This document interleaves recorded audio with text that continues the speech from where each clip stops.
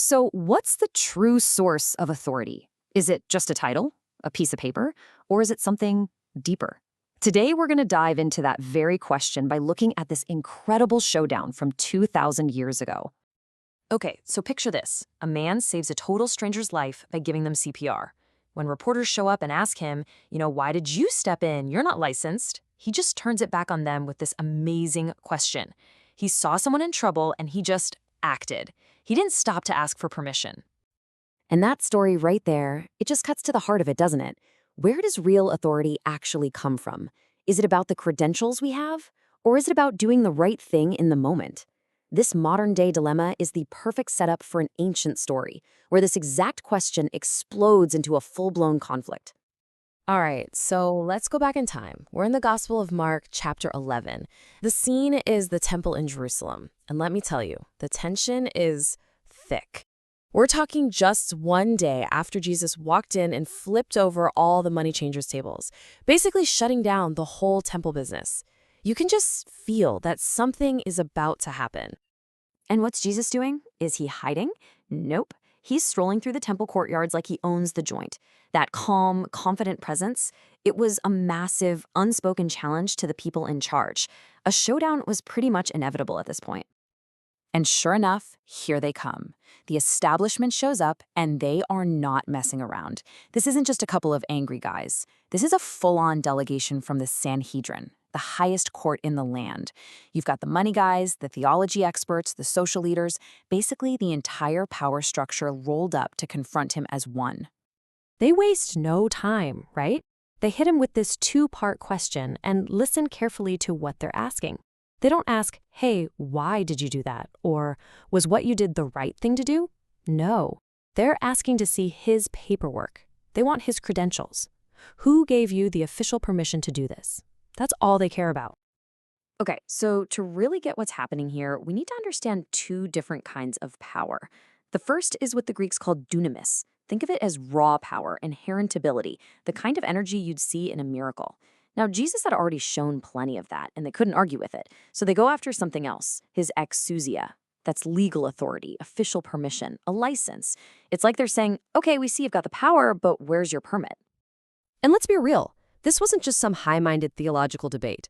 At the end of the day, it was about money and control. That temple market, historians actually call it Annas' market, was a super profitable business. A cartel, really, run by the high priest's own family. So when Jesus came in, he wasn't just messing with their theology, he was hitting them right in the wallet. So here they are, demanding to see his license. And what does Jesus do? Does he pull out a certificate? Nope. He does something brilliant.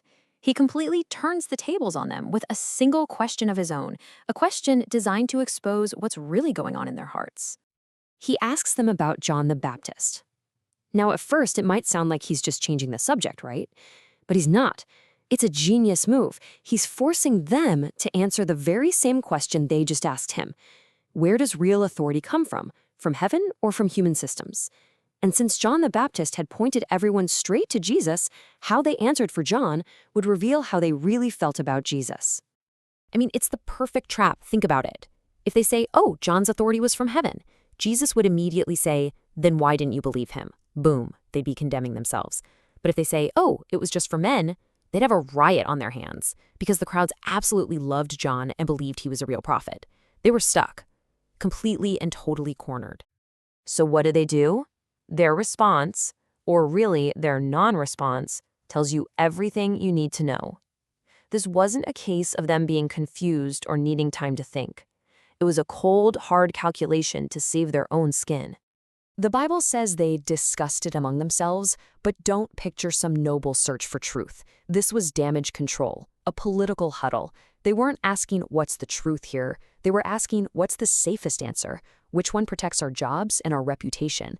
It shows you they were way more afraid of the crowd than they were of God. And so they come back with probably the most spineless answer you can imagine. We don't know. I mean, seriously? These are supposed to be the spiritual leaders of the entire nation, and they're pleading ignorance about the biggest spiritual movement to hit the country in generations? It's just a shocking admission of their own spiritual bankruptcy. So Jesus looks at them and says, fine, then neither will I tell you by what authority I'm doing these things. And that's not just him being stubborn. It's a judgment. He's basically saying truth isn't a game. It's not for people who aren't genuinely looking for it. Because they slammed the door on the truth about John, they lost the privilege of hearing the truth about him. So this whole back and forth, this entire showdown, it teaches us something so profound about where real authority comes from. And surprise, surprise, it's not where these leaders thought it was. What we're seeing here are two totally different models of authority clashing. On one hand, you have human authority, right? It comes from your title, your position in the system. It's all about self-interest and control, and it usually leads to being afraid of what people think. But then you have this other kind, heavenly authority, that flows from God's calling. It's motivated by obedience and service, and the result is real power and the guts to do the right thing. So here's the key takeaway.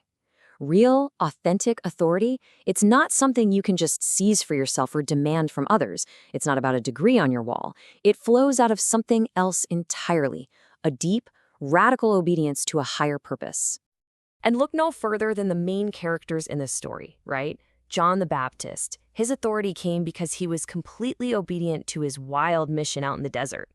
And Jesus, his ultimate authority was shown through his ultimate obedience, all the way to the cross. And because of that obedience, he was exalted.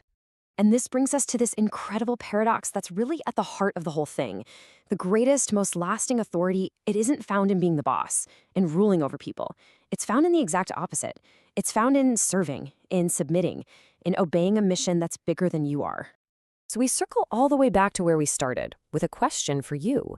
You had the religious leaders who were totally captive to what other people thought and just wanted to protect themselves. And then you had Jesus, who was obedient to the authority of heaven. And so the question this whole story leaves us with is a really simple but kind of tough one.